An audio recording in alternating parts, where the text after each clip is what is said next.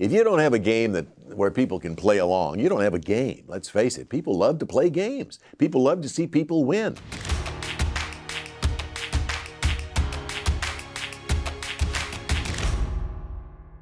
I think it all comes down to being a people person. It's all natural. It's spontaneous. If you try to plan certain things, especially during the course of a game show, it would look planned and it would look unspontaneous. So with me, what you see is what you get. I'm just me. I love to work with people. Those few seconds that a contestant walks out and you have the opportunity to have that interaction between them is very special. And that's when that person is going to let you know whether they're going to give you a good game, a good show, or whether they're going to be just mediocre contestants. In that interaction, the way they answer your questions, the way they react to what you're saying to them. So I think it's the job of the host to do everything he can to bring a person out. And all of that is part of what you're talking about, just being yourself. And I take pride in the fact that I'm just me. And that's something that really can't be scripted. No, absolutely not. Well, I take pride in the fact that Merrill said that, because I think that's one of the nicest compliments that he or anybody else could pay a person in this business, whether he's a television game show host or whatever he does or she does. A good host can add to a show, whether it be a mediocre show or a bad show, but a good host cannot save a bad concept.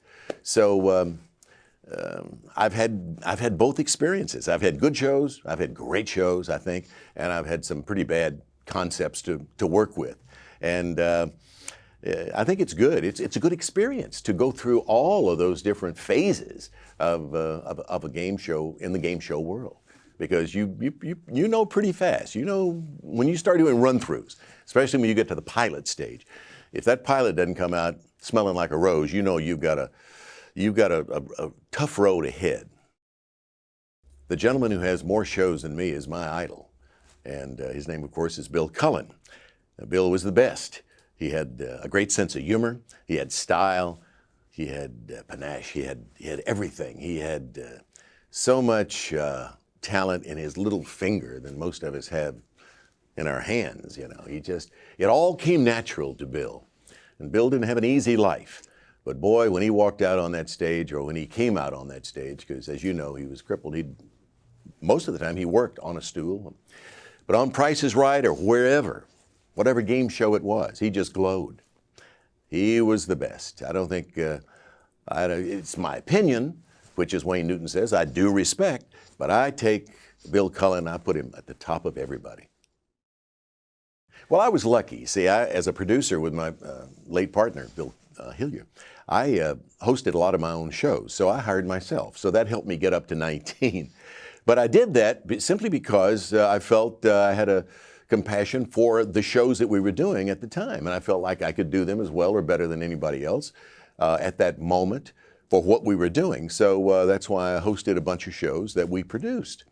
But I'm proud of the fact that I've hosted 19 shows. Some of them, as I said earlier, weren't all that great. But for the most part, with the rare exception, I'd go back, and if I had the opportunity to host any one of them, I probably would make the same decision again. Because at the time, I thought it was a good show. Otherwise, why would I host it?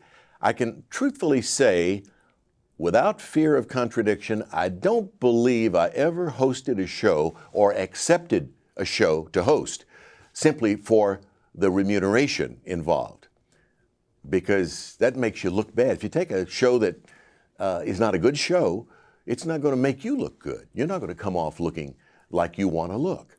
So in run-throughs or in auditions, I always felt like the shows that I had the opportunity to host were, for the moment, a good show. Mark Goodson once described the game show hosting job as driving a car backwards down a mountain road and being witty and funny at the same time. That might not be verbatim, but boy, he nailed it with that particular quote, because that's what the job is like. It may not look that difficult, and I don't mean to make myself or other game show hosts, whether it's a Bob Barker or an Alex Trebek or a Pat Sajak or whomever, like gurus in the world of games. But there's more to it than one might imagine. A lot of homework involved, and the more experience one gets along the way, the more shows you do, obviously, the better you get at it. At least that's what it said in my game show book. In 1980-81, I was doing Las Vegas Gambit from the Tropicana Hotel in Las Vegas. At the same time, I was doing the syndicated Tic Tac Dough. And I remember we'd get on an airplane, fly to Las Vegas, and this was for Merrill Heater Productions, and the wonderful director, Jerry Shaw. And we would knock out about 10 shows in 2 days at the Tropicana. And after we finished the 5th or 6th show on that second night, we would jump on the airplane, come back, and many times I would be taping Tic Tac Dough the next day. That's almost where you get the rules mixed up, you know. It's, oh, what show is this Gambit or is this, you know, it's one of those things, you know. But thank goodness for tape, you know. You can always stop, or as they say, we can fix it in post. But it was fun. It was a challenge, but at the same time, it was a lot of fun. And I enjoyed both shows. Las Vegas Gambit was, oh, it was such a good show. And of course, Tic Tac Dough stands on its own merits. Well, in thinking about that night on the Ed Sullivan Show, the year was 1959. I believe it was September or October of that year. And you have to remember that I was just this redneck from Memphis, Tennessee, who had been in California just a few months. I'd been transferred by RKO General, who owned KHJ in Los Angeles. They also owned WHBQ in Memphis, where I worked for 7 years. And I had gone about as far as I could go there. And I asked for a transfer. So now I'm in Los Angeles as of March of 1959. And because of my relationship with Randy Wood, who was founder and president of Dot Records, who I'd met in Memphis, he had been a guest on my teenage television show in 1958. He had signed me to a recording contract as a result of me having a recording contract with a local label there in Memphis. And he had heard me sing, put me on the label, and he had said to me, don't be concerned about something to record. I will spend a lot of time looking for the perfect thing for you, whether it's a song or a narrative or whatever. Well, it turned out to be a talking recording, a narrative, a spoken word recording. I had always felt very strongly about the power of the spoken word. So we made this recording called A Deck of Cards, which was the story of a soldier who used a deck of cards in church during World War II's battle for Cassino, Italy, because he didn't have a Bible. The ace was one God, the deuce was the Old and New Testament, 3, Father, Son, Holy Ghost, 4, Matthew, Mark, Luke, and John, and he went right through the books of the Bible. And it all added up to this one recording. It had been recorded originally in 1946, right after World War II, by a country singer named T. Texas Tyler. And Randy had remembered selling that at his Randy's Record Shop in Gallatin, Tennessee. And so when he started thinking about something for me to record, he said, if that was a hit in 46, Wink's got a nice, pleasant voice. Maybe we could do that again. So he took this old country record, added Billy Vaughan's pop arrangement to it, recorded it one hot summer afternoon in 1959, July. It came out in September, laid there. Nobody touched it. Nobody played it. The big hits then were Stagger Lee by Lloyd Price and Venus by Frankie Avalon. And I thought, oh boy, what kids are going to buy a semi-religious talking record? It's not rock and roll. But sure enough, a DJ in Boston started playing it, Bob Clayton, and he put it on the turntable on his morning show one day, and the switchboard lit up, and it just spread across the country like wildfire. Ended up selling about 3 million records over a period of time, 1 million that year. And that was the result, me being on the Ed Sullivan Show. When it got to a point where everybody was hearing it on the radio, Ed Sullivan's people called Randy Wood at Dot Records and said, we'd like to have Wink on the Ed Sullivan Show. Well, here I was again, this little redneck who had been in California. I had my own radio show, my own TV show. I make one record, it's a million seller. I get on the Ed Sullivan Show. I said, man, why didn't I do this sooner? I should have come to California 5 years ago. No, I wasn't ready. You know, everything happens in its time.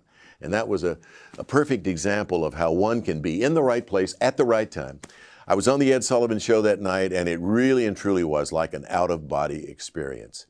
And the next day, if I may take that story just a little bit further, you can use what you want to.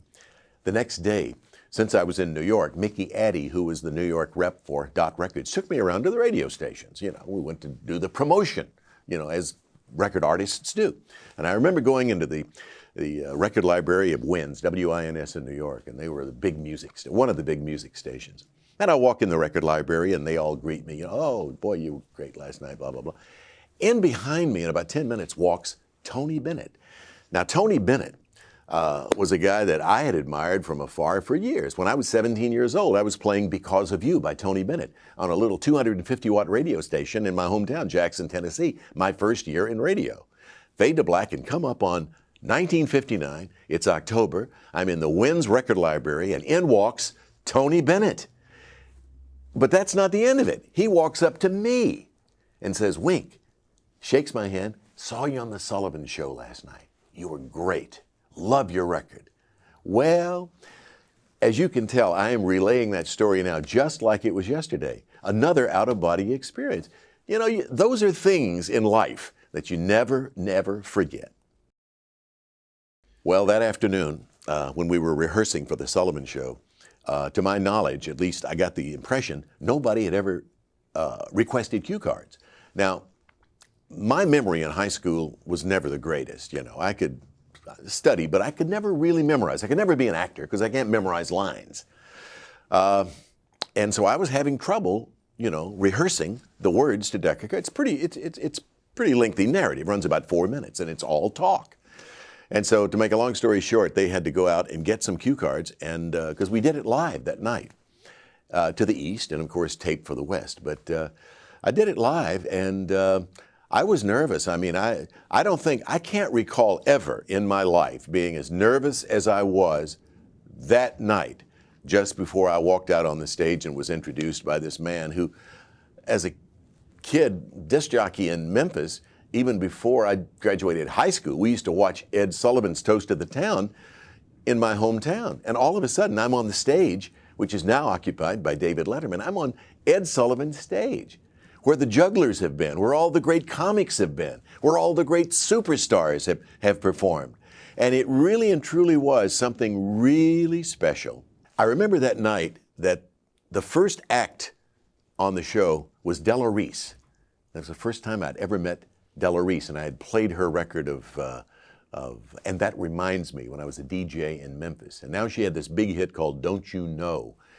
And it was such a thrill meeting her. But when it came time for me to come down on stage, I remember saying a prayer, very distinctly saying a prayer, that I would do well and that I wouldn't embarrass not only myself, but my family, because everybody knew I was on. Everybody was watching me, you know, all of my family. So I came down, and thank God I got through it. And I didn't make any mistakes. I might not have looked as cool and calm as I should have. But I had me a brand new suit on. I had me a new tie. I took a shower that day, had my hair combed. I was ready for the world. I was ready for the world. But after it was over, Ed Sullivan, and he doesn't always do this. He didn't always do this. He called me over. And I remember he said something like, I know your family and everybody is proud of you. And he called me this young, handsome young man from Memphis, Tennessee, that has this record that everybody's heard about. And when he called me over at the end, I felt very honored because the audience gave me a nice ovation. And I remember thinking to myself, again, like an out-of-body experience, I'm standing here, this is something I'll never forget, talking to Ed Sullivan right next to him, and he was thanking me for being there on the show. I would have paid him to let me be on the show. Of course I would. But it was a great experience, and as I said, it's something I'll never forget, and it's like your first car, it's like your first house. Certain things you never, ever forget. And that's one of those nights that's burned into my memory forever. Nice man, Ed Sullivan. Very, very nice man. My first real success was Gambit on CBS. It lasted about 5 years. And the day that Gambit went on the air, September 1972, 3 shows debuted that morning. Joker's Wild, Gambit, and The Price is Right. I know what happened to Joker and Gambit. Wonder whatever happened to Price is Right. Guy's name was Bob Barker. Just kidding, Bob. Of course, we know what's happened with Price, but I was very lucky. That opened up a whole new thing for me. For 5 years, I was on the air every morning on CBS. It was a basic game. It was playing blackjack, trying to get to 21 without going over. And again, I have Merrill Heater and Bob Quigley to thank for that, and my wonderful producer, Bob Noah, and my co-host, Merrill's wife, Elaine Stewart. We had a great team there. Shaw. We had a great team there. Jerry Shaw, one of the best game show producers ever. It was just a great experience. Blackjack, of course, is the most basic game in Las Vegas or anywhere where you try to get 21 without going over. And again, it was people at home understood it. There was no great shakes about rules or anything like that. And it was like playing Santa Claus. I've always said that being a game show host is like being Santa Claus every day. You give away all these prizes, as we did on Gambit. When you get to the Gambit board, you win money. You get to stand up there and play the part. And of course, the simpler the game, I think, the more successful and the longer run the game will have. You look at Jeopardy today. What better format? I'll give you the answer. All you have to do is give me the question. Fantastic. Wheel of Fortune. Spin it. You don't have to answer anything, you know? And that's the wonderful thing about the classic game shows that we don't see much of anymore. At least we don't see enough of. They're basic ideas. Many of them were on radio before they ever went to television, like Tic Tac Dough. And it's just it's been a great experience for me to be a part of this business, simply because I've had the pleasure of hosting, I think, some of the best games ever, like Gambit and like Tic Tac Dough, and even more recently like Debt. I remember I had to audition with a lot of people for the hosting job on Tic Tac Dough, and I won it. And I remember preparing for the pilot. I would go in for days and days, even on weekends. I'd go in on Saturdays and stay a half a day. And Jack would be there, pretty much on the sideline. It was Dan Enright, along with Ronnie Greenberg, the producer, who ran the game with me over and over and over again with contestants to teach me the game, so that when came time to do the pilot, they wanted to be sure that I knew all the rules inside and out, so that I didn't have to rely on cue cards. There were basic cue cards always there, and are for most hosts on most game shows, just as a reminder, but you hope you never really have to use them. But I worked hard for that, to get to the point of the pilot, and it was a great experience. I had no idea, when I was rehearsing. I was so thrilled to be the host, because I knew it had been a success for Jack earlier on network television. But I had no idea that at that time we were going to have the kind of run with Tic Tac Dough that we did. We did the pilot for CBS, and the amazing thing is that it only lasted a 13-week run. It just didn't find its audience in the mornings on CBS. And it was an amazing thing, because Dick Colbert Television Sales, our syndicator, had gone to NatB and had sold station managers and program directors around the country Tic Tac Dough. Here's a show, they said, that was going to be on CBS in the morning, can't lose, can't miss. But it got canceled after 13 weeks, and these station managers and these program directors had already bought it to start in September in prime access at 6:30, 7 o'clock, 7:30 in the evening, their most important time for income before going into their network evening. And we got canceled. And there were a lot of program directors and station managers wringing their hands and saying, "Oh my God, what have we done? We're locked into Tic Tac Dough. It's already been canceled daytime off CBS." But the amazing thing is that when we went on the air in September, when the first ratings book came in, it was unbelievable. It just went through the roof, and we never looked back. It was so successful. There were times during the run of Tic Tac Dough when literally, like in Philadelphia, WPVI, which was our real bellwether station that carried the show, there were times when we had 40 plus shares of audience.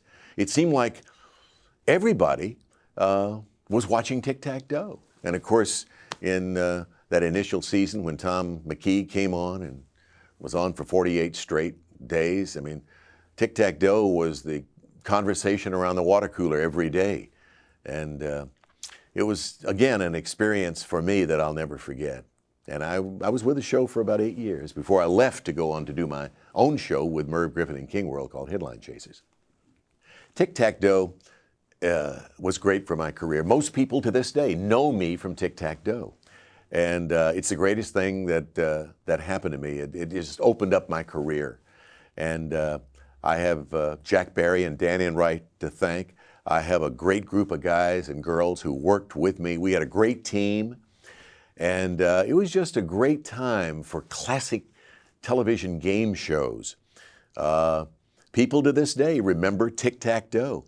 And I think the reason for the success of the show was basic. Everybody could play along with it. The folks at home knew how to play. There weren't any tough rules there. You either got 3 X's up, across, or diagonally, or you didn't. And there was that dragon in the center. And you always got to go to the board at the end and try to beat the dragon. And kids loved it, young people watched it and loved it, and the adults loved it. And it just had an aura about it that spelled success. And I was just lucky enough to be the host of that show. And it, as I said, opened up my career for me, unlike any other show that I've ever done. Tic Tac Dough and Joker's Wild in most markets were programmed back to back. Joker would start usually, let's say at 7 o'clock. Tic Tac Dough in the Eastern Time Zone would come on at 7:30. In some markets, vice versa. It would be Tic Tac into Joker's Wild. But those two shows started a whole new trend, a whole new thing in prime access. Because in that hour, most stations had been doing the checkerboard routine, whereas on Monday night, they'd have one game show. Tuesday night, another game show. Wednesday night, another game show. Thursday, Friday, each night a different show. But now, all of a sudden, with the advent of Joker and Tic Tac, they bought it across the board. And so every night at the same time, you had Tic Tac Dough Monday through Friday. You had Joker's Wild Monday through Friday. And we were the first two shows to start that. Now it's common thing. I mean, look at Jeopardy and look at Wheel. They've been doing it for all these years, but we were the first two. And it started a trend that I'm kind of proud of, really, because we kind of blazed the way, you know what I'm saying? I've not only had the pleasure of hosting shows, I've had the pleasure of producing shows.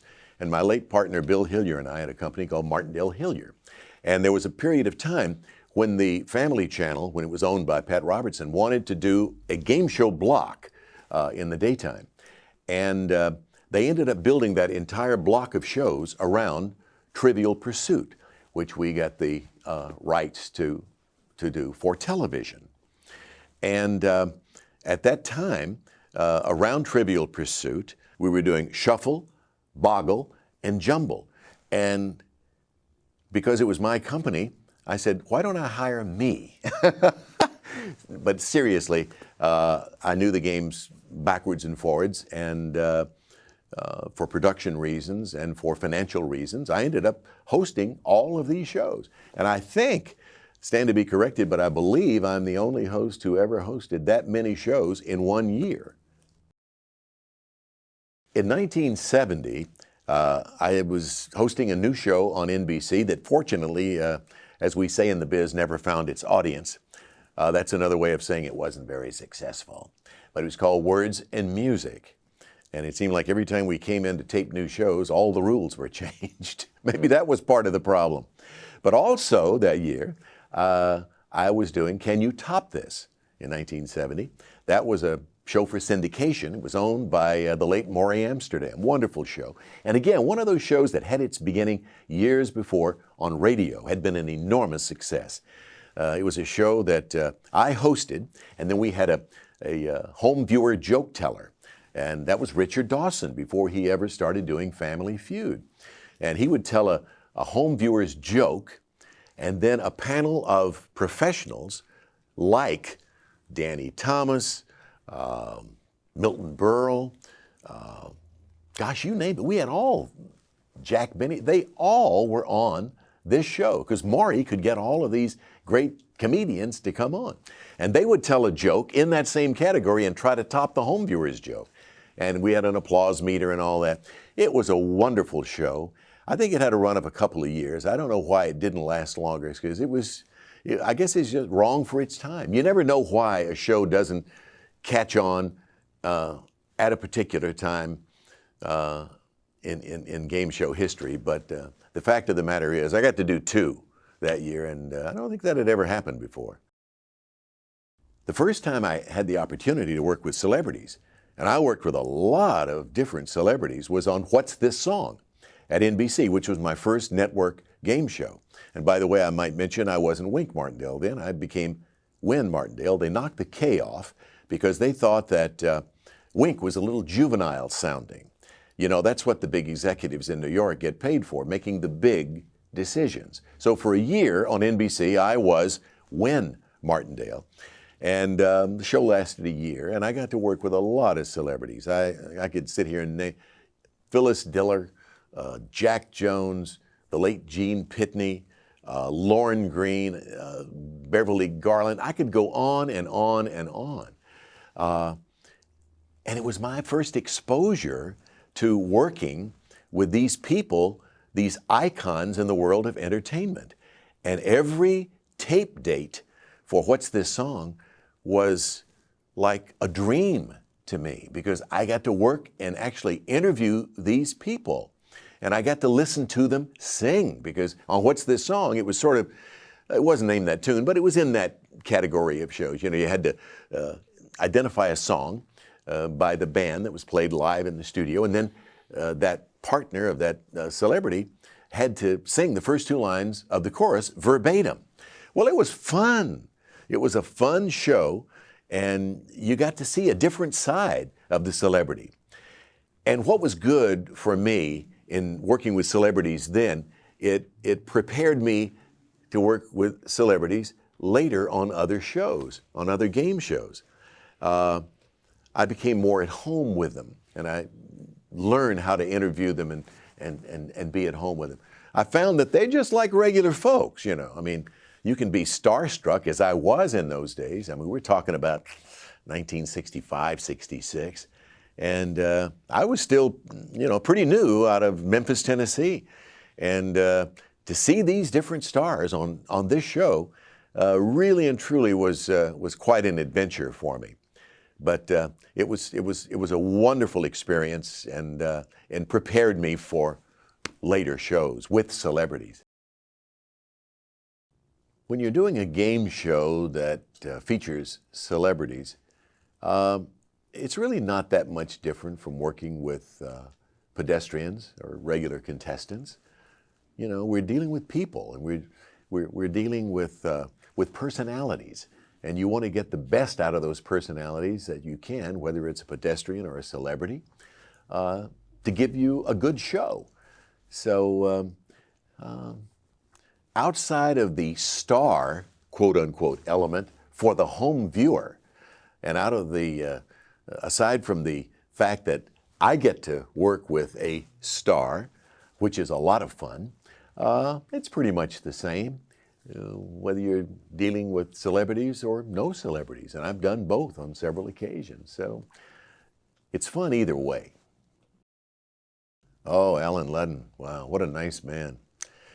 And probably above and beyond anybody else, the one person that is responsible for me originally getting into the world of game shows. About 1964, I became addicted to Password on CBS.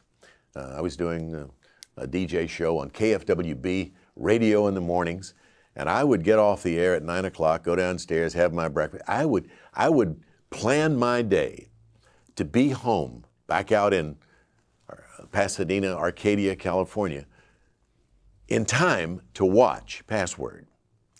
It was such a simple format, and Allen was so great at it. And as I say, I just became addicted. I just loved the show. To the point where one day I called my agent, Noel Rubeloff, and I said, Noel, you know, I've done a little background on Allen Ludden doing this Password show, and it's my understanding, correct me if I'm wrong, but Allen goes in and he tapes 10 shows in 2 days, and the other 5 days he plays golf. Check me out on that. If that's true, I want you to start sending me out on some game show auditions. Because first of all, I love games, I love people, I love to watch game shows. Wouldn't I like to host a game show? So he started sending. The first show I did as a game show was a local show on KTLA in Los Angeles. It was called What's the Name of That Song? And they had an arrangement, the producers had an arrangement, Phelps, Reeves, Martin Productions, with NBC. If it was successful on a local scale, then NBC would have the option to put it on daytime as a network game show. It was on, it floundered around a little bit, but finally found its audience and became successful enough that we did a pilot for NBC. It got on the air. TV Guide likes short titles, so they shortened it from What's the Name of That Song to What's This Song?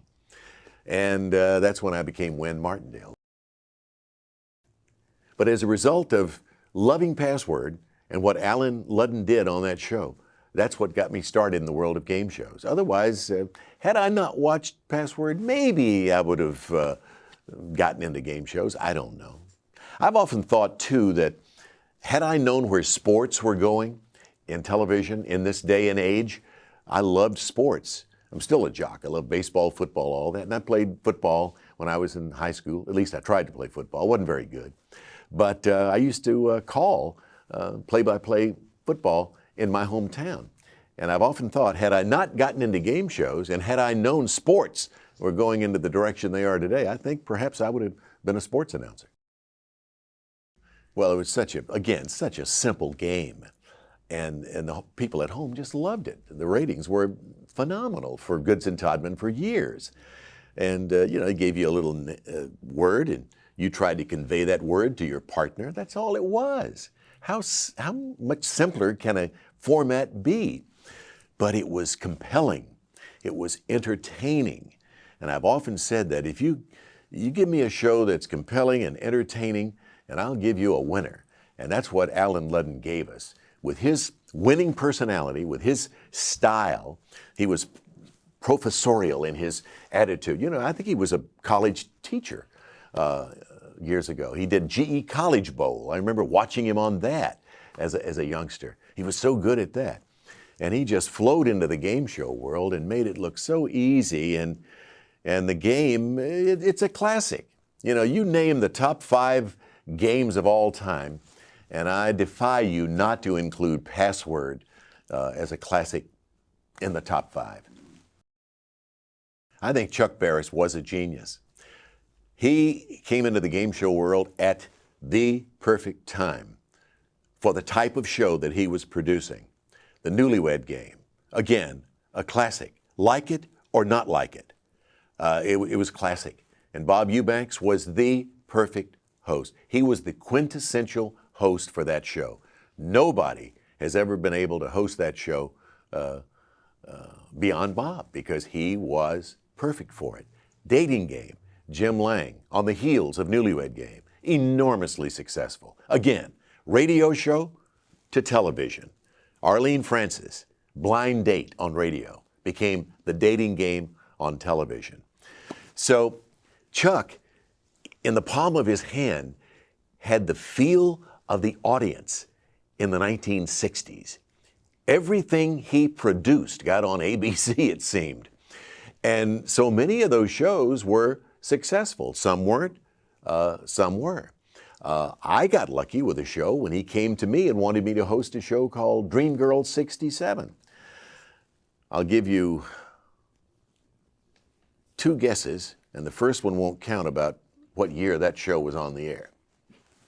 Dream Girl 67 was a daily beauty contest, like a Miss America contest. And I remember we did it at the Hollywood Palace. And again, it was a fun show to do. I dressed up in a tux every day. I had about 10 different tuxes. And I got to work with all these beautiful young girls. And we had celebrities as hosts. Again, it helped me to work with celebrities earlier on in my career, because when I was doing Dream Girl, here I was thrown in with celebrity judges on that show. So everything came together for me. And I remember I left that show at Chuck's insistence. He wasn't throwing me off the show. He got Paul Peterson to come in and finish that season because he wanted me to do another show that he was producing for ABC, and it was called How's Your Mother-in-Law? I've had people say to me, what was the format of that show? What was the concept?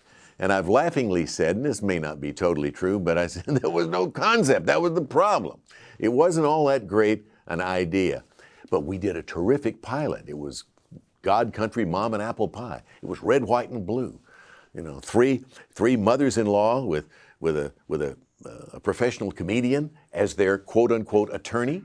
And they would get up, and the attorney would get up, the comic would get up and talk about why his mother-in-law was the greatest mother-in-law in the world. And the problem was he would knock the other two mothers-in-law. And the public didn't like that, I don't think, you know. I mean, you're talking about mothers-in-law, real, true people, you know. So I think that was perhaps, it was sort of a faulty format. But again, it was one of those shows you do at the time because you think it's going to be a success. And as I said, we did a terrific pilot. And when it went on the air, I thought it was going to be a terrific success. I think it lasted about, you've heard about shows lasting 13 weeks, 13 minutes here, folks. I think Chuck Barris shows worked so well and appealed to the audience at home because he had the pulse of the 60s. He was game show for the 60s with the Newlywed Game and the Dating Game. I mean, that's let's face it, that's what really sent him on his way. There were other shows, but the Gong Show came later. But Chuck had the pulse of the people, and he had a young group of people working with him. I remember it was so much fun going into his offices because everybody was young around him. They were excited. They were exuberant. They loved what Chuck was doing. He had started with practically nothing, and all of a sudden, he was the king, quote unquote, of ABC. I mean, it seemingly he could do no wrong, and he just hit on something that America, I think, was looking for at that time. And I think that was the genius of Chuck Barris. You can take from that whatever you want. Yes. And, okay, Fred? I think if you make the home viewer uncomfortable in any way in watching a show, truly uncomfortable, you're not going to have a successful show. Those people want to be entertained. They've been working all day. If it's a nighttime show in prime access or in prime time, they want to be entertained and they want to feel good. And give me a cup of coffee or a drink. Let me just sit back and relax and enjoy watching other people have fun, winning money and prizes. And once you step out of that arena, that area of fun, and you make the home viewer feel, uncomfortable, I don't think you're going to have a long run with your show. There's a lot to be said for that. Writing is important, whether you're talking about a game show, a sitcom, a dramatic show, whatever. If you don't have good writers, forget it. And I've been lucky. I've always been involved in shows that did have good writers, from Tic Tac right on through. My producers have always hired good people. But occasionally you do lose writers. I remember when I was doing Debt for Disney on the Lifetime channel. Our first season, we were doing just great. And we won an ACE Award. And in the second season, as I recall, about halfway through, they wanted to do another show called Win Ben Stein's Money. And we lost some of our skilled writers to that show because naturally they wanted to kick it off in fine fiddle. And that may not have brought our show down, but it seemed to me that at that period, the writing, the questions were not really as good as they were in the first season and a half, certainly the first season. So it's important, you know, when you're rolling along and you have good writers and the questions are interesting and compelling and really make you want to get mentally involved, and then all of a sudden it changes. You can tell. So yeah, question writing and just writing in general for any kind of show, if you don't have it, you don't have a show very long. I think the success of a game show, it's hard to put your finger on it, but I guess you go to that simple word KISS, keep it simple, stupid, you know? And I don't mean for stupid people. I'm talking about keep it simple so that you don't have a raft of rules. Make it so that when a viewer at home watches it, almost after the first, certainly after the first week of viewing, you understand it. You could almost get up there and host it yourself because you understand it so well. Make it interesting, make it simple, make it compelling, make it entertaining. If you can do all of those and combine all of those elements in a show, if you have a concept and an idea for a show that's solid and good, then, and you have a pretty good host. Like I said earlier, the host can't make a show, but he can sure help a show if it's a good concept. Then you're going to have a winner, and you're going to more than likely have a good long run. Oh yeah, the play-along factor is so important. You know, the people at home, people in the audience. If you don't have a game where people can play along, you don't have a game. Let's face it. People love to play games. People love to see people win, and the play-along factor is very, very important in any game. Jeopardy. I think Jeopardy is absolutely brilliant in its utter simplicity. It's not a simple show in that everybody can't play it because the difficulty factor is tough. But show me a game with that simple format. I'll give you the answer, you give me the question, and I'll show you a winner. And I'm not saying that in retrospect because it's been on the air so long. I watched Jeopardy with Art Fleming when it first hit NBC daytime, and I was almost compelled to watch it. I'd gotten involved in Password. Now I'm watching game shows because I want to be in that world. And I'm watching Art Fleming, and I thought, wow, what a great idea, you know. And the fact of the matter is, on many of those shows, the categories provide you with some questions that make it just simple enough, easy enough, I should say, that everybody at home can feel like they can play. It always seems simpler if you're sitting in your den playing. It's a lot easier than if you are behind the 8 ball, standing up there behind the podium, and you've got to beat the other 2 players with that timing device, you know. So it ain't as easy as it looks, but it sure is compelling. And I know when I watch Jeopardy, if I answer 5 or 6 questions a show, I feel like a genius. Man, I can do that. Of course, look at Alex. He's got all the answers. He looks like a genius every night.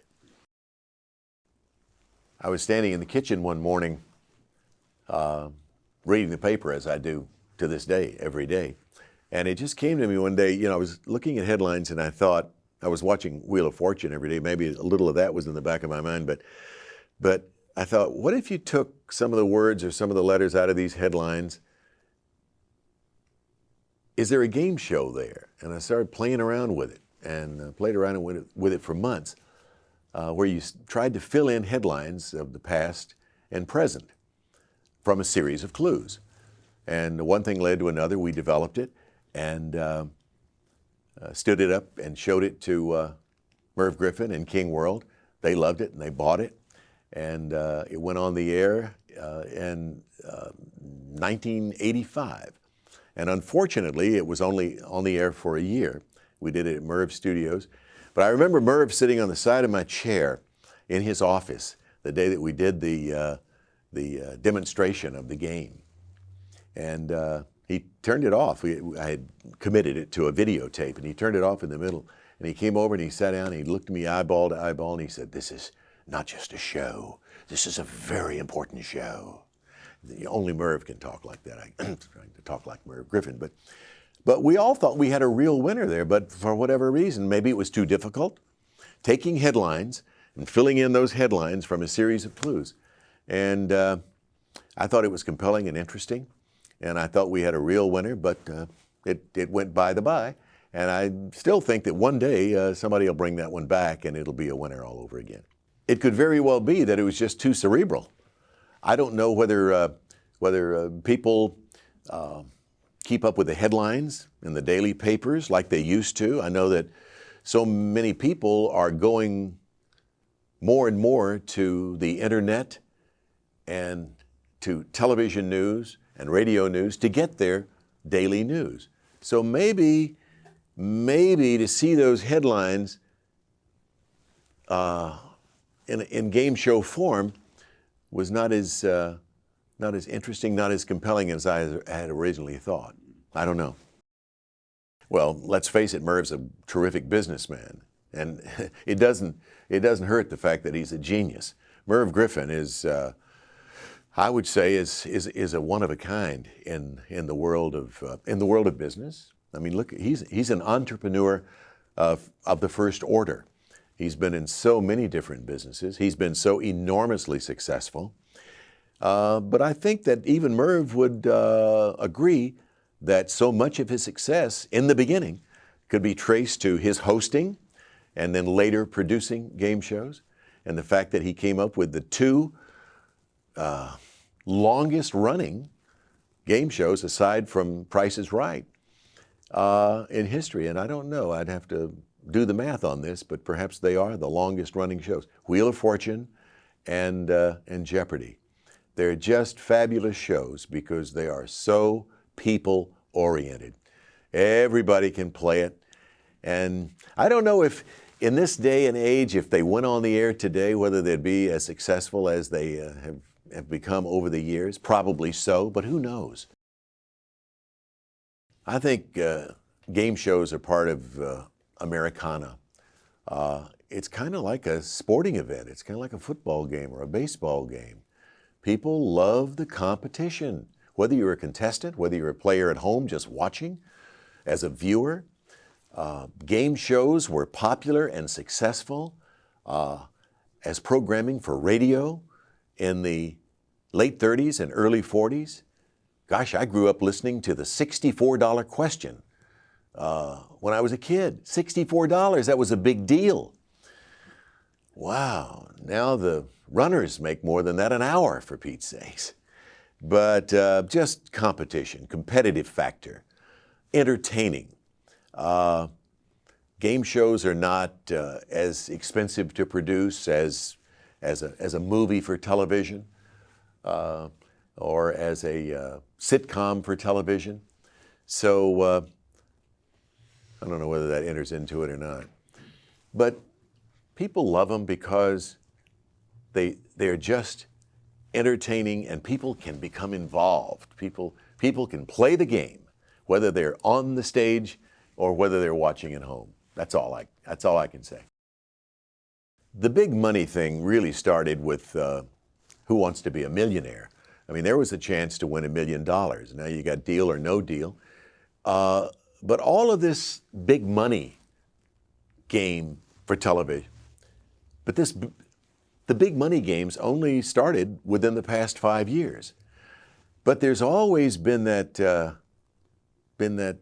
hope that you can get something, quote unquote, for nothing, you know, or you can get on a show and have your life changed almost overnight. I mean, that's why people are involved in the lottery. That's why you go buy a lottery ticket, because, all of a sudden, your life is changed. And that can happen with a game show. So isn't that reason enough to make a person want to try to become a contestant? That's why Wheel of Fortune, Jeopardy, all these shows, they go all around the country looking for contestants, because they know, we all know, that in every city, in every nook and cranny of this country, people are out there wanting to become successful, wanting to enjoy that they had that get-rich-quick mentality. That's part of our psyche. We all don't get a big kick out of going to work every day. I mean, there are times when we enjoy our work, and there are times that say, I saw that guy win $1 million. Did you see him win $3 million? I could do that. What if that happened to me? What if I won if I won the lottery, would I continue to work, or would I? It's part of our psyche. We would love to get rich quick. And game shows down through the years have offered the opportunity to at least, in many ways, change one's life. Tom McKee, our big winner on Tic Tac Dough, without question. He was the quintessential game show contestant. Guy in the service of our country, beautiful wife. She happened to be pregnant. But he came on, he won $317,000 in change, and he was working on a Navy lieutenant's salary. I mean, you think that didn't change his life? He won 8 automobiles. He kept 7, gave 1 to his missionary brother in Africa, sold the other 7, bought himself a Mercedes. Here's a guy in the Navy driving a Mercedes with a license plate Tic Tac. It all happened in 48 days. It can only happen one of a few ways, and one of those few ways is to be on a game show. And America knows that. It's compressing time. You come on and you might be on one night, or you might be on 48 days, as was Tom McKee. But let's say you're 30, 35, 40 years old, and all of a sudden, within less than a week, you have won a lot of money, which it might have taken you, depending on the show, depending on the jackpot for that show, it might take you a lifetime to win the amount of money you can win in just a few hours, a few days on a game show. So the allure is there. It's like overnight, your life can be changed to a certain degree, certainly financially anyway, by being on a game show. And that's been true over the years. And I think that's what makes the classic game show forever and always a part of the world of television. There will always be games, because there will always be that allure of the game, that I might be able to go on there and change my life and win some money and perhaps say goodbye to that job down on the corner. I think it's nice that the host of a show, and I've had this feeling, fortunately, for a lot of years, is sort of the Santa Claus, the guy who gets the accolades, the attention, if you will, because you're the host. You are the one who's saying, you're right, you're wrong. You make those decisions. Not really the players making those decisions, but the host is the one who people talk about as did you see Wink last night? Did you see Alex last night? Did you see Pat? Wow, that guy won all this money. Well, they're connecting that to me or to the host for that particular show. But I have always contended, and I will always say this till the day I die, that if you don't have the show, it doesn't matter how much money you give away. It doesn't matter. I've given away a lot of money on shows that didn't make it, simply because the show wasn't there. I've always, in my own mind, said, and hopefully that's part of the success of my game show hosting career, the show is the thing. Don't ever put yourself up there as the star of the show. The show is the star, you are the host. The show is the star, you are the guy who gets the honor of passing out the money. Therefore, you get the passing accolades. You are the one they talk about a lot. But boy, if you don't have that show, if you don't have that show that gives you the ability to give away the money, none of it means anything. Well, as a result of Who Wants to Be a Millionaire, they came up with different devices, different ways to bring in the home viewer to play the game as a help to the contestant. When we started our game show block on the Family Channel in the 1980s, we were the very first to play real-time games with the home viewers by using the touch-tone telephone. So I feel real good about that. We're sort of pioneers in a way because we did that initially. So I'm proud of that. What happened to us with those game shows was it wasn't that they weren't good shows and they weren't successful to a degree. What the problem was that it cost so much money. The problem was that it cost too much for the home viewer to play along on the telephone because they had to spend too much time on the phone and it just cost too much.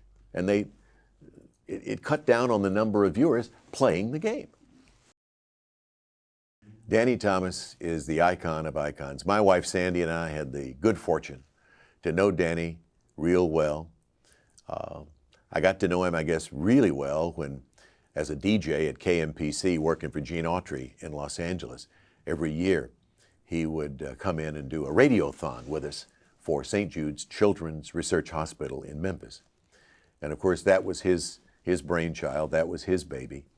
And he left a legacy that is unparalleled, I think, among entertainers in our business. Because, and the reason I say that, because St. Jude's Children's Research Hospital takes children no matter how much income there is. They can be destitute, and if they have childhood cancer, they are taken in. They are not turned away.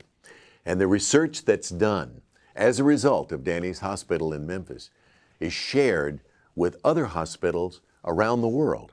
So I put Danny Thomas up here. He has made his place in heaven for all time. And his sweet wife, Rosie, who went along with it, they were a couple that were sort of unparalleled in my estimation. When my wife and I celebrated our 10th anniversary, when we lived in Malibu, we had a big party. And the night of the party, we turned the tennis court into a dining room where everybody ate. We had a stage. And people like Fred Travalena got up, but Barry White, they all performed. But the man who stood up and literally took the microphone and became the MC for the night was Danny Thomas. Now, do you think I could afford to hire Danny Thomas to be my MC for my home party? But he was a great guy, and those are things I think about when you mention the word Danny Thomas. I first became aware of Danny Thomas through a movie that he made about 1951 with Doris Day. And it was just wonderful. And young people today don't realize what a huge, huge star Danny Thomas was. And of course, later when he became a star on television with his own show, Make Room for Daddy, I mean, that was required viewing almost every week, you know. And from that and all of the shows that he produced with his partner, Sheldon Leonard and others, he truly was a Renaissance man in terms of being one of the truly great comedians. Better than that, storytellers, entrepreneur. He did it all. But his crowning achievement, and were he here, sitting with us right now, he would say, he would pass on all of that and say, St. Jude Children's Research Hospital in Memphis was the best thing I ever gave the world. I met Elvis Presley one night in July in 1954. I was the morning man at WHBQ Radio in Memphis, and I happened to be hanging around the station that night showing some of my friends from Jackson, Tennessee, the station, because I was the big hero. I was the morning man, and that was the station everybody in my hometown, Jackson, listened to. But I was there that night, and the nighttime jock was named Dewey Phillips. He did a show called Red, Hot, and Blue. He literally played black music for white kids. He had all of the teenagers listening to music by John Lee Hooker, by Muddy Waters. And it was when rhythm and blues was edging into the vanilla music of the time, the Joe Staffords, the Perry Comos, which I played in the morning. Dewey Phillips at night was playing the black artists. And kids were becoming a little unsettled in that day and age with regular popular music. They were looking for something different. And in walks Sam Phillips, founder of Sun Records, with this 78 RPM acetate. It wasn't even a record yet, it was acetate of a song called That's All Right Mama, which had been a hit for Willie Mae Thornton in rhythm and blues music. And it was by this truck driver by the name of Elvis Presley. And I remember we were walking around outside, not really paying a lot of attention to what was going on in the control room with Dewey and Sam. And all of a sudden we hear this, well, that's all right now, Mama. That's all right with me. And it was so different, I knew it wasn't something that Dewey was used to playing. So we go into the control room and we see what's going on, and we see the switchboard light up like a Christmas tree. And all hell broke loose. I mean, we knew that something really and truly fascinating and magical was happening that night, but naturally, we didn't know what it was. We didn't know that we were, all of us at the station that night were literally being a witness to a change in popular music and popular culture as we had known it growing up. But it was happening that night in July in 1954. We got on the telephone. Elvis and his mom and dad lived in low-rent housing in a place called Lauderdale Courts in East Memphis. Got on the phone. His mother's name was Gladys. Said, Elvis's record is being played and all the excitement's happening. Where's Elvis? Will he come down to the station? She said, he's watching a double feature at the Suzors on Decatur. We went over there. No, his mother and father got in their truck and went over there and walked up and down the aisle, found him watching this movie in a darkened theater, and they whispered to him, it's a lot of excitement going on about That's All Right, Mama, you got to come down to the station. So we got up, they went down to the radio station, mezzanine floor, Chiska Hotel, South Main Street, Memphis. And Dewey put him on the radio. He later said, I had no idea I was on the radio live. I wouldn't have been able to talk, because he was real withdrawn. Had a good personality, but very quiet. And this record is what introduced me to Elvis. And I knew him and considered him a friend, although I was never one of the, quote, Memphis Mafia. I was married by then and raising kids, so I didn't hang out with him all the time. But we became friends that night, and he was a friend till the day he died. Actually, more important, I think, than that, it was the fact that he made probably his first, if not his first, among the very first couple of interviews on my teenage dance party in Memphis. Bob Eubanks and I worked for KRLA in Pasadena in the old Huntington Sheraton Hotel. And I was the morning man, he was the all-night guy. And so many times, and he's never let me forget this, I would oversleep. I was supposed to be there at 6 to relieve him. He had been there all night. And sometimes I'd get there at 6:45, 10 minutes after 7. And of course, Bob's filling for me all that time. But of course, I later paid back Bob big time. Because when I left my Pacific Ocean Park dance party, I was sort of the Dick Clark in LA in those days when American Bandstand was popular. Every city had its Dick Clark. And we were doing a POP dance party outside at this wonderful park down in Santa Monica, California. And I did it for a couple of years, and when I got ready to leave, I recommended to Albert and the producers that they hire Bob to take my place. And they hired him, and Bob became very successful. He just picked up where I left off, and of course, the kids really knew who he was. And then he started doing the teenage fair with those same producers every summer. So I asked Bob not too long ago, I said, Bob, you know, I really got you started in television, And I think there should be maybe, if not 10%, maybe 5%, Bob. Is a check in the mail? Perhaps one of these days I'll be receiving a little remuneration. And he sort of plays that down, but maybe someday. And it's funny because later, my wife of 32 years, Sandy, later worked for Bob when he started his concert business and became very successful in it. So she worked for him and as a secretary. And I remember when Bob sent her off to Nashville to, I think he was booking Dolly Parton or somebody in Nashville. And Sandy had to go back to Nashville for that. And I was missing her. So I said, Sandy, we got on the phone one Saturday night. I said, when you get back, we're going to tie the knot. We're not going to go through this anymore. So she went to Bob and she said, Bob, I'm quitting. I'm getting married. He said, you can't do that. She said, yeah, Wink and I get married. He said, oh, well, since it's Wink.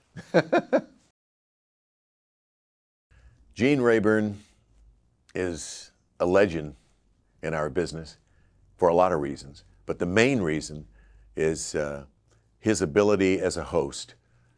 I mean, you look at the Match Game, nobody could have done what he did on the Match Game. He handled those celebrities with a little double entendre, you know, always just bordering on the edge of being a little bit too over the top. But he would do that sometime, and he had the ability to rein in those stars when they got a little bit too raunchy. You know what I mean? And Gene had that ability. And of course, he had started on radio, and I think so many of us started on radio and then moved into television. But Gene was an enormous talent, and I still miss him to this day. And I'll always think of Gene as the genial host of the Match Game. He was the best. Gary Moore, I've Got a Secret. What a great show that was, and what a run it had at night. It was another one of those shows that came out of the Goodson Todman factory of game shows, and as far as I'm concerned, there was just one host for that show, and it was Gary Moore. And I remember watching, and I remember listening to Gary Moore and Jimmy Durante when they were together as a team years before. I used to listen to Gary Moore on radio, so I was familiar with him. And then when he started doing I've Got a Secret, I thought, wow. He was one of those great hosts who could, if he were alive today, he would, I'm sure, be a great talk show host, because he had the ability to talk to anybody on any subject at any time. Gary Moore, another one of the icons, another one of the legends in this world of television. There's so many popular game shows on television today. Not as many as there used to be. Used to be a lot more television game shows. And who knows, maybe that cycle will change and we'll have more game shows at another time, even more than we have now.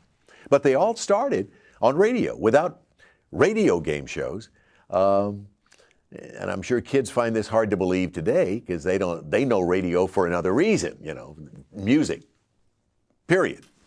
But radio drama was mixed in with radio game shows. I remember as a youngster, 17, 18 years old, as a soda jerk at Baker's Drug Store in Jackson, Tennessee, gathering around the radio after we closed the store at 8 o'clock on Sunday night to listen to Bert Parks and Stop the Music.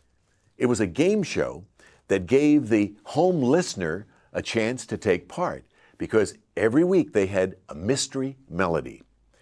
And every week they would add a few notes to that mystery melody. And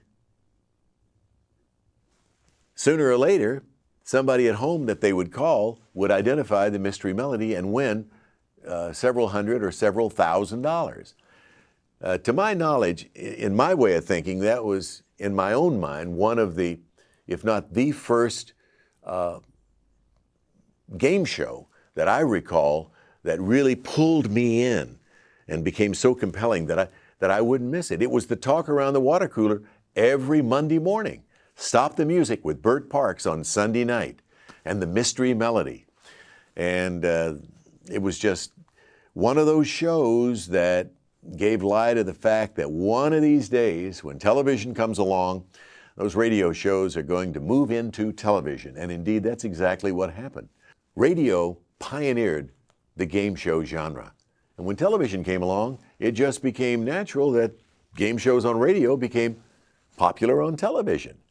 They just tuned them up a little bit, added a little jazz, a little extra pizzazz, and they became big. And game shows have always been around. Game shows have always been with us from the days of radio. And some of the most popular shows in the history of television, if you go back and check, were game shows. And look at The Price is Right. It's been on all these years now with Bob Barker, and it's still going strong, and he's still doing it. And there's a lot to be said for that.